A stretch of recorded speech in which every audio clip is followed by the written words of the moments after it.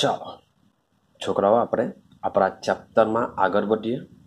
આપણે chapter number 1ની વાત કરીએ છીએ અને ચેપ્ટર નંબર 1 ઘન અવસ્થામાં લાસ્ટ વિડીયોની અંદર આપણે સમજીને આવ્યા છે વિદ્યુતીય ક્ષેત્ર. એટલે કે આપણો જે ઘન પદાર્થ છે એ વિદ્યુતનું વહન કરે છે, કોણ કરશે કોણ નહીં કરશે, એ બધી ડિસ્કશન આપણે લાસ્ટ વિડીયોની અંદર કરીને આવ્યા છે. આજના વિડીયોની અંદર આપણે ચેપ્ટરનો લાસ્ટ પોઈન્ટ કમ્પ્લીટ કરીશું અને લાસ્ટ પોઈન્ટ છે આપણો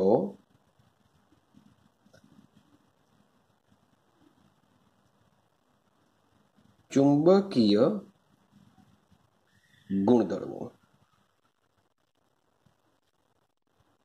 તો આજે આપણે ઘન પદાર્થનો એક છેલ્લો ટોપિક ચુંબકીય ગુણધર્મો વિશે સમજીશું. ચાલો તો સમજતા જજો. થોડુંક થિયરિટિકલ બેઝ છે, થોડુંક તમારે શું કરવું પડશે, બધું યાદ રાખવું પડશે. સમજવાનું બહુ ઓછું છે, યાદ રાખવાનું વધારે છે, કારણ કે ટોટલ થિયરિટિકલ છે. મોટે ભાગે તમને JEE નીટ લેવલ પર આના MCQ પણ તમને જોવા મળી શકે છે. માટે જરાક એના એક્ઝામ્પલ દિમાગમાં ફિટ કરીને જજો, કારણ કે મોટે ભાગે એના એક્ઝામ્પલ જ દેખાતા હોય છે. તો વાત કરીએ ચુંબકીય ગુણધર્મ. તો સૌથી પહેલા જો વાત કરું તો તમે કોઈ પણ ઘન પદાર્થ લઈ લો. શબ્દ બોલું છું ઘન પદાર્થ, કારણ કે આપણે ઘન અવસ્થા ભણીએ છીએ. તો કોઈ પણ જે ઘન પદાર્થ છે એ ઘન પદાર્થ થોડે ઘણે અંશે શું કરે છે? ચુંબકીય ગુણધર્મો ધરાવે છે.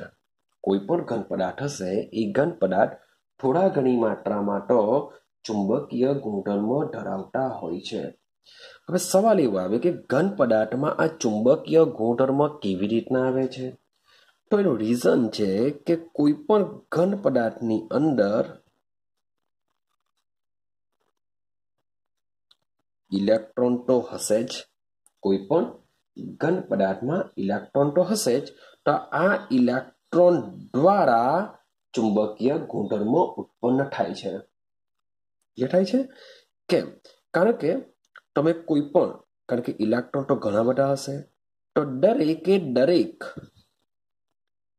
પરમાણુનો નાનો ઇલેક્ટ્રોન શાના તરીકે વર્તે છે? ચુંબક તરીકે વર્તે છે. દરેકે દરેક પરમાણુનો એક નાનામાં નાનો જે ઇલેક્ટ્રોન છે એ નાના ચુંબકની જેમ વર્તે છે. શબ્દ છે નાના ચુંબકની જેમ. બહુ મોટું મેગ્નેટિઝમ ધરાવતું નહીં હશે, પણ નાના ચુંબકની જેમ વર્તતું હોય છે. હવે ચુંબકની જેમ જો વર્તે તો એની આસપાસ ચુંબકીય ચાંક માત્રા હશે. માની લો કે તમે લોહચુંબક જોયું હશે, માની લો કે ચોરસ લોહચુંબક છે, તો આનો અમુક ચોક્કસ વિસ્તાર હશે. ત્યાં આગળ આપણે માની લો કે લોખંડની ખીલી જો લાવું, માની લો કે લોખંડની ખીલી જો લાવું, તો એ મીન્સ કે એક ચોક્કસ વિસ્તારમાં આવશે, પછી જ એ એટ્રેક્શન કરશે. એવું તો નથી જ કે એકદમ દૂર ખીલી હશે ને લોખંડ સાથે એટ્રેક્શન પામશે. તો ભાઈ ચુંબક અમુક ચોક્કસ ક્ષેત્ર ધરાવે છે, એને આપણે ચુંબકીય ક્ષેત્ર કહીશું. માની લો કે ભાઈ ચુંબકીય ક્ષેત્ર એનું આટલે સુધી છે, તો આ જો ખીલી આ વિસ્તારમાં જો આવી જશે તો એ શું કરશે? લોખંડ ચુંબક પ્રત્યે એટ્રેક્શન અનુભવશે. તો આ વિસ્તારને કહેવામાં આવે છે એનું ચુંબકીય ક્ષેત્ર. મે બી મેગ્નેટ એટલે કે ચુંબક જો આપણું મોટું હોય તો એનું ચુંબકીય ક્ષેત્ર બી કેવું હશે? ખૂબ જ વધારે હશે. ક્લિયર થાય છે? તો પરમાણુનો જે ઇલેક્ટ્રોન છે એ ઇલેક્ટ્રોન શાના તરીકે વર્તે છે? શબ્દ બોલું છું, નાના ચુંબક તરીકે વર્તે છે. જેથી ચુંબક તરીકે જો વર્તતું હોય તો તેની શું થશે? ચાંક માત્રા હશે. એની શું હશે? ચાંક માત્રા હશે. તો પરમાણુ જે ઇલેક્ટ્રોન છે જે નાના ચુંબક તરીકે વર્તે છે એની પર શું હશે? ચુંબકીય ચાંક માત્રા હશે. તો આ જે ચુંબકીય ચાંક માત્રા છે એ ચાંક માત્રા એકચ્યુઅલી બે પ્રકારની હોય છે. કેટલા પ્રકારની હોય છે? બે પ્રકારની હોય છે. Sorry for that. બે પ્રકારની ગતિમાંથી ઉદ્ભવશે. આપણે એ ઇમ્પોર્ટન્ટ ભણવાનું છે. બે પ્રકારની તો હોય જ છે, પણ બે પ્રકારની ગતિમાંથી ચુંબકીય ચાંક માત્રા ઉત્પન્ન થતી હોય છે. કેવી રીતના? તો સમજો કે ભાઈ મારી પાસે આ ઇલેક્ટ્રોન છે. ઇલેક્ટ્રોન શું કરી શકે છે?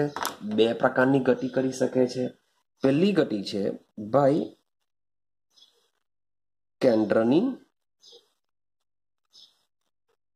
આસપાસની ગતિ. ઇલેક્ટ્રોન શું કરી શકે છે? કેન્દ્રની આસપાસ ગતિ કરી શકે છે. આ ગતિને કહેવામાં આવે છે એની કક્ષીય ગતિ. કે ઇલેક્ટ્રોન કેન્દ્રની આજુબાજુ જે ગતિ કરે છે તેને કહેવાશે એની કક્ષીય ગતિ. તો આ પહેલા પ્રકારની ગતિ છે. વાત કરીએ બીજા પ્રકારની, તો ઇલેક્ટ્રોન તેની પોતાની ધરીની આસપાસ ગતિ કરે છે. ઇલેક્ટ્રોન શું કરી શકે છે? પોતાની ધરીની આસપાસ પણ ગતિ કરી શકે છે ને બધી રોટેશનમાં જ કરશે, જેને આપણે ધરાભ્રમણ ગતિ બી કહી શકીએ, કારણ કે ધરીની આસપાસ ગતિ કરે છે માટે એને ધરાભ્રમણ ગતિ પણ આપણે કહી શકીએ છીએ. હવે સમજો, તો ઇલેક્ટ્રોન બે પ્રકારની ગતિ કરે છે ને ઇલેક્ટ્રોન શું છે ભાઈ? વીજભાર ધરાવે છે. શું ધરાવે છે? વીજભાર. તો કોઈ પણ મેક્સવેલે કીધેલું હતું કે કોઈ પણ વીજભારિત કણ જ્યારે પ્રવેગી ગતિ કરશે, અહીં પણ ઇલેક્ટ્રોનની ગતિ એકદમ ચોક્કસ છે, પણ અહીં વર્તુળ આકાર અથવા તો ગોળ આકારમાં ગતિ કરતો હોવાથી એની ગતિ કેવી કહેવાશે? પ્રવેગી ગતિ કહેવાશે. તો અહીં જે ઇલેક્ટ્રોન છે, ઇલેક્ટ્રોન પણ શું કરે છે? વીજભાર ધરાવે છે.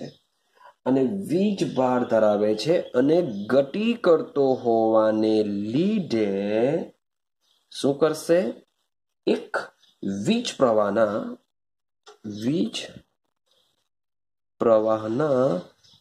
નાના લૂપ તરીકે વર્તે છે. ઇલેક્ટ્રોન શું કરશે? વીજભાર ધરાવે છે, ગતિ કરે છે, માટે એક વીજ પ્રવાહના નાના લૂપ તરીકે ધરાવશે, લૂપ તરીકે બનતો હોય છે, જે શું કરી શકે છે? ચુંબકીય ક્ષેત્ર ઉત્પન્ન કરે છે. જે શું કરે છે? ચુંબકીય ક્ષેત્ર ઉત્પન્ન કરી શકે છે. ક્લિયર થાય છે? તો ઇલેક્ટ્રોનની જો વાત કરીએ તો ઇલેક્ટ્રોનની કાયમી ભ્રમણ ભાઈ 100% કક્ષીય ગતિ તો એની કાયમી જ હશે. હા કે ના? કોઈ પણ ઇલેક્ટ્રોન લઈ લો, કોઈ પણ ઇલેક્ટ્રોનને શું હોય છે? કાયમી ભ્રમણ મીન્સ કે તેનું જે કક્ષીય ભ્રમણ લઈ લેવું કે તેના કેન્દ્રની આસપાસનું ભ્રમણ લઈ લેવું, આ બધા ભ્રમણ કેવા હોય છે? કાયમી ભ્રમણ હોય છે. ટોટલી ભ્રમણ કરશે જ. અને કાયમી ભ્રમણને લીધે શું કરશે? તેઓ ચુંબકીય ચાંક માત્રા ધરાવતા હોય જ છે. અને આ ચુંબકીય ચાંક માત્રાની ગણતરી માટે વૈજ્ઞાનિક હતા બોર મેગ્નેટ્રોન. તેના નામની યાદમાં ચુંબકીય ચાંક માત્રાને બોર મેગ્નેટ્રોન એકમમાં દર્શાવાય છે મ્યુ બી. ચુંબકીય ચાંક માત્રાનો એકમ શું છે? બોર મેગ્નેટ્રોન. ક્યાંથી આવ્યો? કારણ કે બોર નામના વૈજ્ઞાનિકે આ શોધેલું હોવાથી તેની યાદમાં એને બોર મેગ્નેટ્રોન કહેવામાં આવે છે. મીન્સ કે આ ચુંબકીય ચાંક માત્રાનો શું છે? એકમ છે. અને એક મ્યુબી, એક ચુંબકીય ચાંક માત્રા બરાબર થશે, યાદ રાખજો, એક મ્યુબી બરાબર થશે, આ વેલ્યુ યાદ રાખીને ચાલજો, 9.27 into 10⁻⁻24 ampere into meter square. તો આ વેલ્યુ યાદ રાખજો. મે બી આના પરથી બી કંઈક ક્વેશ્ચન પૂછી કાઢી શકે. ક્લિયર છે? ચાલો, તો હવે વાત કરીએ તો ઘન પદાર્થના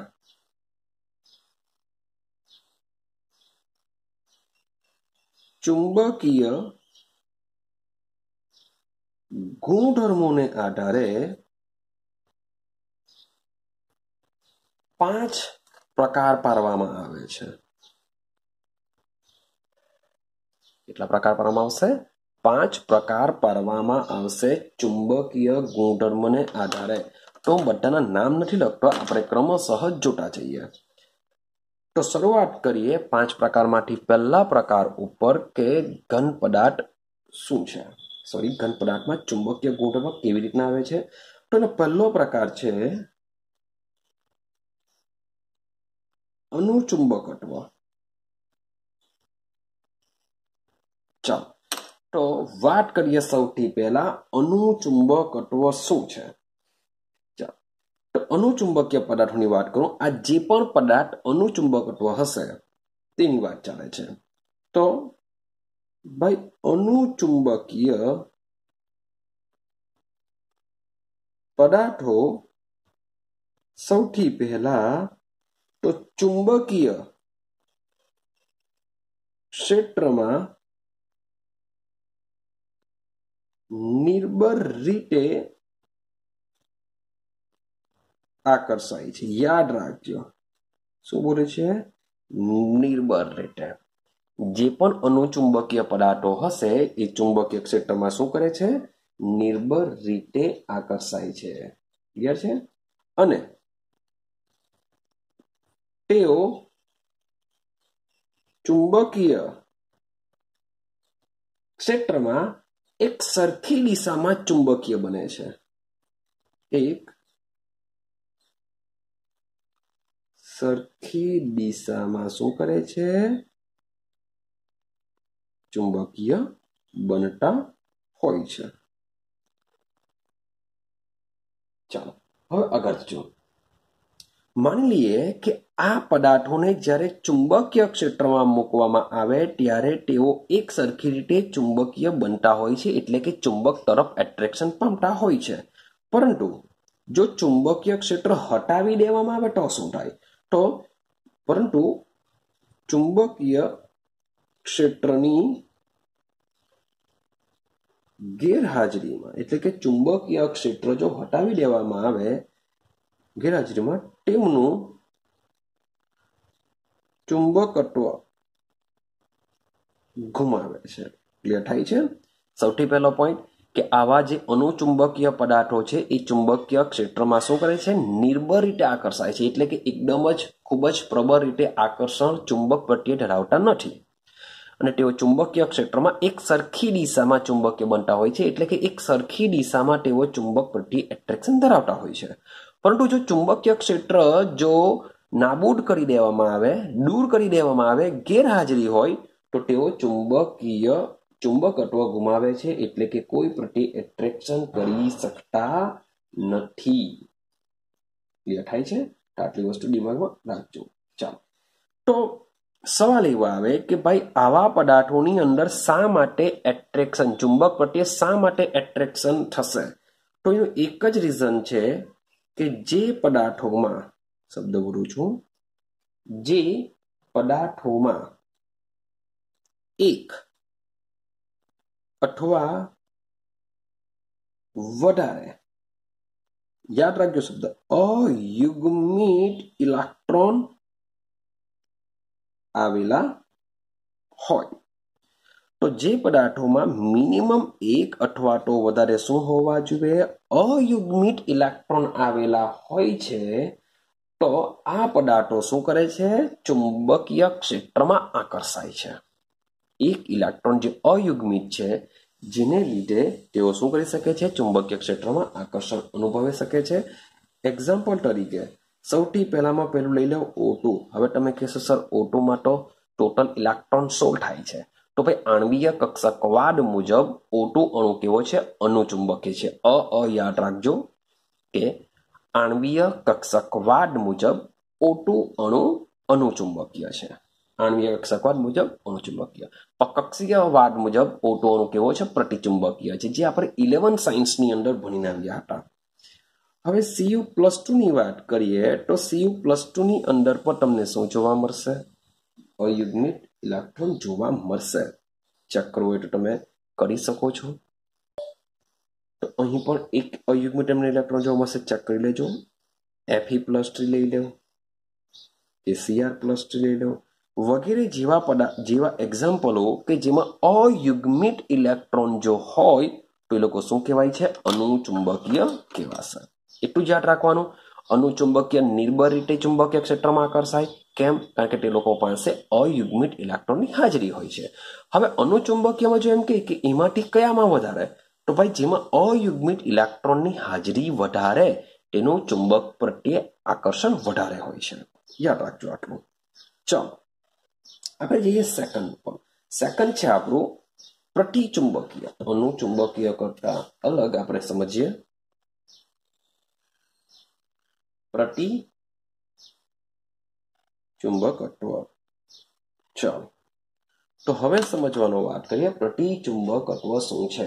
ચાલો તો પ્રતિચુંબકીય પદાર્થો પણ ચુંબકીય ક્ષેત્રથી નિર્બળ રીતે અપાકર્ષણ પામે છે. યાદ રાખજો, શબ્દ બોલું છું આકર્ષણ નથી બોલતો, પણ શું બોલું છું? અપાકર્ષણ. કે આપણે વાત કરીએ છીએ પ્રતિચુંબકીય પદાર્થો શું કરશે? ચુંબકીય ક્ષેત્રથી નિર્બળ રીતે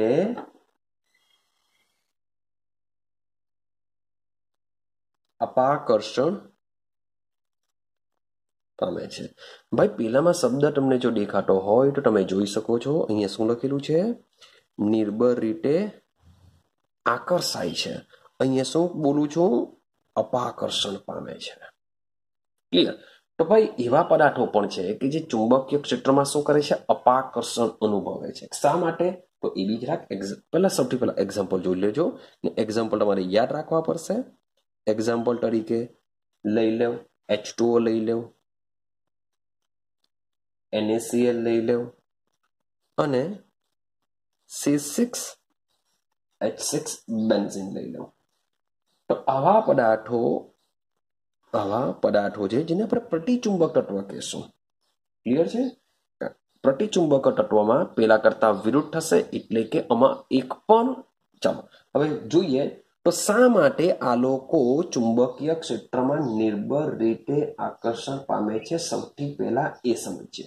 તો આ પદાર્થો ચુંબકીય ક્ષેત્રમાં નિર્બળ રીતે વિરુદ્ધ દિશામાં ચુંબકીય બને છે. યાદ રાખજો, આ પદાર્થો ચુંબકીય ક્ષેત્રમાં નિર્બળ રીતે વિરુદ્ધ દિશામાં શું બનતા હોય છે? ચુંબકીય બને છે. અને પ્રતિચુંબક તત્વ એવો પદાર્થ છે, યાદ રાખજો મેઇન વસ્તુ છે કે આ ક્યારે ઉત્પન્ન થઈ શકે? તો આવા પદાર્થોમાં બોલી શકીએ છીએ આપણે કે બધા જ ઇલેક્ટ્રોન કેવા હોવા જોઈએ? યુગ્મિત હશે. અથવા તો તમે એવું બોલી શકો કે એક પણ ઇલેક્ટ્રોન અયુગ્મિત ન હોવો જોઈએ. ક્યાં બધા જ ઇલેક્ટ્રોન જો યુગ્મિત હોય, બધા જ ઇલેક્ટ્રોન જો જોડકામાં હોય, યુગ્મ હોય, તો એ પ્રતિચુંબકત્વ ધરાવશે. અથવા તો એક પણ ઇલેક્ટ્રોન અયુગ્મિત ન હોય તો તે શું કરે છે? પ્રતિચુંબકત્વ ધરાવતો હોય છે. કેમ? કારણ કે સમજો કે બંને ઇલેક્ટ્રોન એકબીજાથી વિરુદ્ધ ગોઠવાયેલા હોય છે. તો આ બંને ઇલેક્ટ્રોન શું કરે છે? આ બંને ઇલેક્ટ્રોન પોતાની જે ચુંબકીય ચાક માત્રા છે તેમને રદ કરી દે છે. બંને ઇલેક્ટ્રોન શું કરશે? પોતાની ચુંબકીય ચાક માત્રાને રદ કરે છે. જેને લીધે એ શું કહેવાય છે? પ્રતિચુંબકીય ગુણધર્મ કહેવાય છે. અને તેઓ ચુંબકીય ગુણધર્મ ગુમાવી દે છે, કારણ કે એકબીજાની ચુંબકીય ચાક માત્રા રદ કરે, આથી ચુંબકીય ગુણધર્મ શું કરી દેશે? ગુમાવે છે. ક્લિયર થાય છે? તો આને કહીશું આપણે પ્રતિચુંબકીય પદાર્થ. ચાલો તો હવે જઈએ આપણે આપણા ત્રીજા નંબર ઉપર. ત્રીજા નંબરનો પદાર્થ છે આપણો લો ચુંબકત્વ. ત્રીજા પદાર્થનું નામ છે લો ચુંબકત્વ, જેને ફેરોમેગ્નેટિક બી કહેવામાં આવે છે. યાદ રાખજો, ફેરોમેગ્નેટિક. આવા શબ્દ બી યાદ રાખીશું, કારણ કે તમને ગુજરાતીમાં લખીને આપશે ફેરોમેગ્નેટિક. એકચ્યુઅલી ફેરોમેગ્નેટિક એ ઇંગ્લિશ વર્ડ છે, જે તમને આવી રીતના ગુજરાતીમાં લખીને પણ આવે છે ફેરોમેગ્નેટિક, એટલે કે લોહ ચુંબકત્વ. ચાલો, તો લોહ ચુંબકત્વ મજાનું છે. તો કેટલાક ઘન પદાર્થો,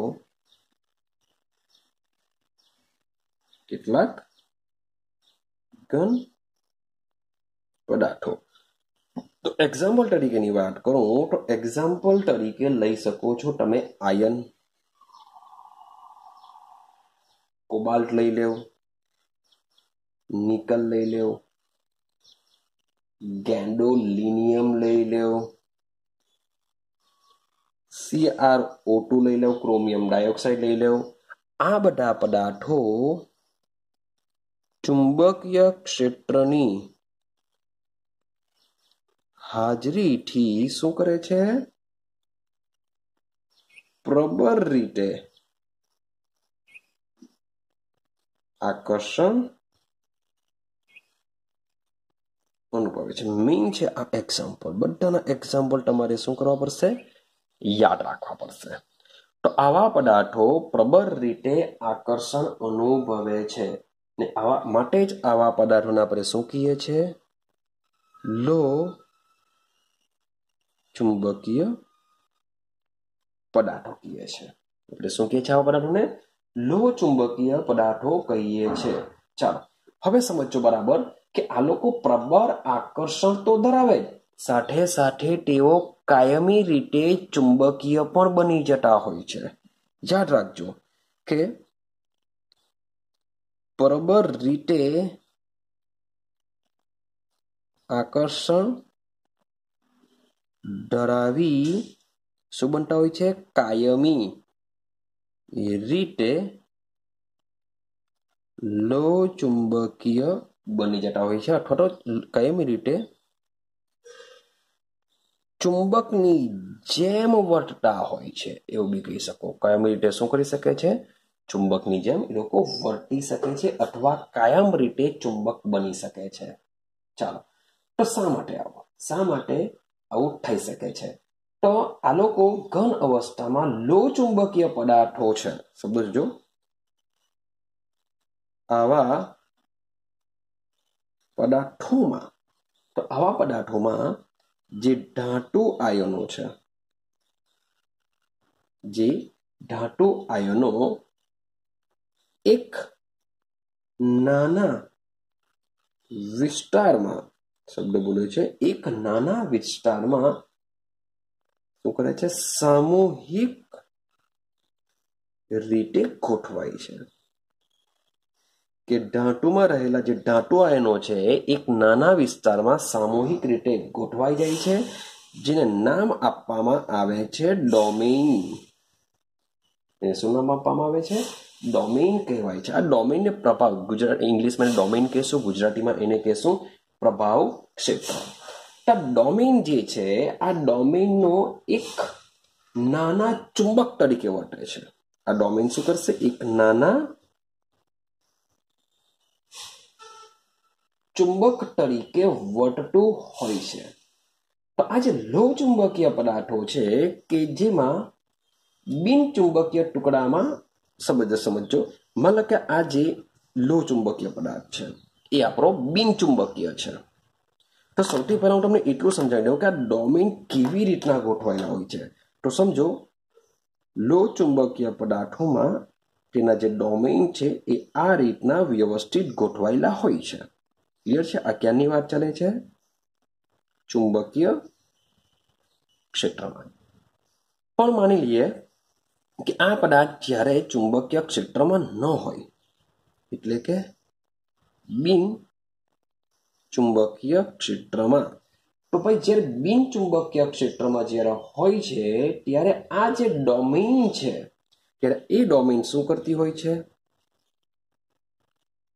મે બી ગમે તેમ ગોઠવાયેલી હોય છે.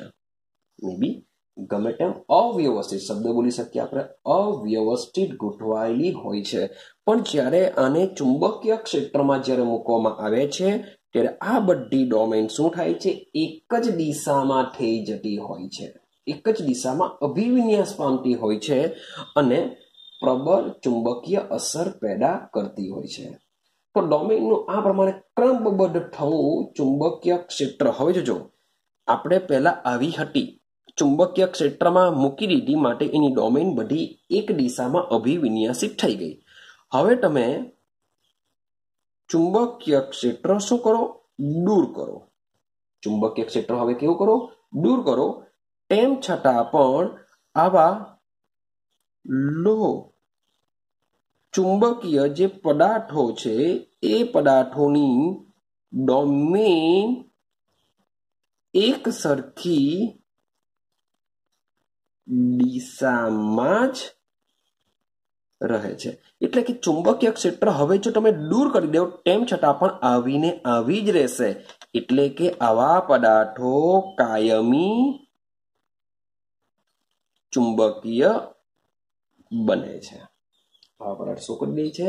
કાયમી ચુંબકીય બની જતા હોય છે. કેમ કે પહેલા મીન્સ કે ચુંબકીય ક્ષેત્રની ગેરહાજરીમાં આવા હોય છે, પણ જો આના પર ચુંબકીય ક્ષેત્ર જો આપાત કરવામાં જો આવે તો આવા પદાર્થો શું કરે છે? તેઓની ડોમેન એક સરખી દિશામાં અભિવિન્યાસિત થાય છે, એટલે કે ચુંબકની જેમ વર્તે છે. ચુંબકીય ક્ષેત્ર ત્યાર પછી જો દૂર કરવામાં આવે તેમ છતાં પણ એની જે ડોમેન છે એક સરખી દિશામાં જ રહેશે. માટે આપણે કહી શકીએ છીએ કે તેઓ શું કરશે? કાયમી ચુંબક તરીકે વર્તતા હોય છે. ક્લિયર થાય છે? તો આ છે લોહ ચુંબકીય પદાર્થ. ચાલો સેમ આપણે ચોથા પર જઈએ. આપણો ચોથો શું છે? ઓકે, ચાલો તો વાત કરીએ આપણો ચોથો પોઈન્ટ. ચોથો પોઈન્ટ છે આપણો પ્રતિલોહ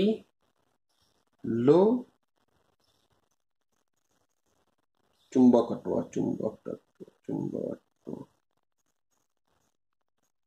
ચાલો ચુંબકીય પદાર્થો લખી દઈએ આપણે.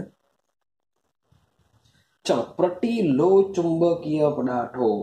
પ્રતિલોહ ચુંબકીય એટલે કે એન્ટી ફેરોમેગ્નેટિક. આને શું કહેશું આપણે ગુજરાતીમાં? એન્ટી ફેરોમેગ્નેટિક પદાર્થ કહેશું. એન્ટી, પ્રતિ છે એટલે કે આપણે એન્ટી શબ્દ વાપરીશું. તો પ્રતિલોહ ચુંબકીય પદાર્થોની વાત જો કરીએ તો એક એક્ઝામ્પલ તમારે દિમાગમાં ફિટ કરી દેવાનું છે, મેંગેનીઝ ઓક્સાઇડ, MnO. તો ભાઈ જે MnO જેવો પદાર્થ છે એ શું કરે છે? પ્રતિલોહ ચુંબકીય તરીકે દર્શે છે. હવે સવાલ એવો આવે કે ભાઈ આને એન્ટી કેમ કહેવામાં આવે? તો એનું એક જ રીઝન છે કે આના જે ડોમેન છે, ડોમેન તમને દોડીને બતાવું તો એક જો ઉપર દિશામાં, એક નીચેની દિશામાં છે, એક ઉપર, એક નીચે, એક ઉપર, એક નીચે, એક ઉપર, એક નીચે. તો આ રીતના એના ડોમેન ગોઠવાયેલા હોય છે. ક્લિયર છે? તેની ડોમેનની રચના તમે જોશો તો લોહ ચુંબકીય પદાર્થો જેવી જ હોય છે. એટલે ઉપર નીચે, એટલે સોરી મીન્સ કે આ રીતની જ ગોઠવણી હોય છે, પરંતુ તેઓની ડોમેન એકબીજાને વિરુદ્ધ અભિવિન્યાસિત ધરાવે છે. એટલે કે લોહ ચુંબકીયમાં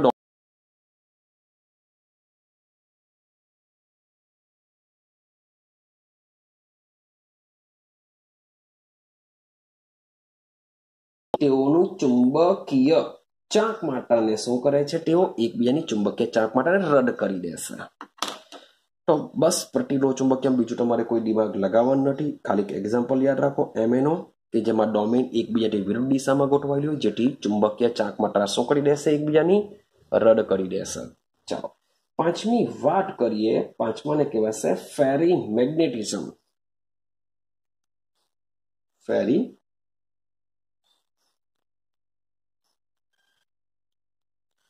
ચાલો તો આપણો લાસ્ટ પોઈન્ટ વાત કરીએ, ફેરી મેગ્નેટિઝમ. તો ફેરી મેગ્નેટિઝમ શું છે? તો સમજો, ફેરી મેગ્નેટિઝમમાં જે ડોમેનની વાત કરીએ તો ડોમેન તમને સમજાવો તો માન લો કે બે જો ઉપરની દિશામાં હોય તો મે બી એક નીચેની દિશામાં હોય, એક ઉપરની દિશામાં, સોરી બે ઉપરની દિશામાં હશે, એક નીચેની દિશામાં હશે. એટલે કે એની જો સંખ્યા તમે કેલ્ક્યુલેશન કરશો તો બધી એક સરખી નથી. પેલામાં એક તમે ઉપર જોશો તો એ લોકોની ડોમેન બધી એકબીજાથી વિરુદ્ધ. જ્યારે આમાં શું જોવા મળશે, બધી તમને ઉપર જોવા નથી મળતી, બધી નીચે જોવા નથી મળતી, અથવા જેટલી ઉપર એટલી જ તમને નીચેની સાઈડ જોવા મળશે નહીં. એટલે કે અસમાન સંખ્યામાં ડોમેન ચુંબકીય ચાંકમાત્રામાં સમાંતર કે બિન સમાંતર દિશાઓમાં અભિવિન્યાસિત થાય છે. શબ્દ બોલું છું, અસમાન સંખ્યા, અસમાન સંખ્યામાં ડોમેન શું કરે છે, સમાંતર કે બિન સમાંતર દિશામાં અભિવિન્યાસિત હોય છે. પેલામાં સમાન સંખ્યામાં હતી, ત્યારે આમાં અસમાન સંખ્યામાં સમાંતર કે બિન સમાંતર દિશામાં અભિવિન્યાસિત હોય છે. તો જે પદાર્થમાં આવી ડોમેન જોવા મળશે તેમને કહેવામાં આવતું હોય છે ફેરીમેગ્નેટિઝમ. ક્લિયર છે? ચાલો, હવે ફેરીમેગ્નેટિઝમની જો વાત કરીએ તો ફેરીમેગ્નેટિઝમ જે પદાર્થો છે એ ફેરીમેગ્નેટિઝમ પદાર્થો ચુંબકીય ક્ષેત્રમાં નિર્બળ રીતે આકર્ષણ ધરાવે છે. આ જે પદાર્થો છે એ શું કરશે, નિર્બળ રીતે ધરાવે છે. આ પદાર્થો નિર્બળ રીતે આકર્ષણ ધરાવે. કેમ? કારણ કે બધી ડોમેન એકબીજાને રદ કરતી નથી. તો કેટલીક ડોમેન જોવા મળશે જેને લીધે એને ચુંબકીય ક્ષેત્રમાં નિર્બળ રીતે આકર્ષણ પામી શકે છે. તો આમાં તમારે એક્ઝામ્પલ તરીકે યાદ રાખવાના છે Fe3O4 જેને આપણે મેગ્નેટાઇટ કહેશું, MgFe2O4 ને સાથે સાથે ZnFe2O4 ફેરાઇટ. આવા જે પદાર્થો છે એને આપણે ફેરીમેગ્નેટિઝમ કહેશું. મોટા ભાગે ચેક કરો, એમાં આયન આવશે જ. ક્લિયર છે? તો આવા પદાર્થોને શું કહેશું, ફેરીમેગ્નેટિઝમ. અને એક બીજો પોઈન્ટ તમારે લાસ્ટ યાદ રાખવાનો છે કે આ પદાર્થોને ગરમ કરતા ફેરીમેગ્નેટિઝમ શું કરે છે, ગુમાવે છે. અને જો ફેરીમેગ્નેટિઝમ ગુમાવે તો શું કરશે, અને અનુચુંબકીય બની જશે. આટલી વસ્તુ તમારે આમાં યાદ રાખવાની છે. ક્લિયર છે? તો મેઇન છે આના એક્ઝામ્પલ તમારે દિમાગમાં બધા રાખવાના છે, એ જ ઇમ્પોર્ટન્ટ છે. તો અહીં આપણે ચેપ્ટર નંબર જે 1 છે એક આપણું કમ્પ્લીટ થઈ ગયું છે. તો મજાનું થોડુંક નાનું અમથું અને ઇન્ટરેસ્ટિંગ ચેપ્ટર છે. જે શરૂઆતનું જે પોર્શન છે એ બહુ મજાનો છે. મેં તમને કયા ક્વેશ્ચન માંથી મોટે ભાગે પૂછાતા હોય છે એનું પર ડિસ્કશન કર્યું છે. જેમ કે સ્ફટિકમય લઈ લેવ, અસ્ફટિકમય પદાર્થનો તફાવત લઈ લેવ, પેકિંગ એફિશિયન્સી લઈ લેવ.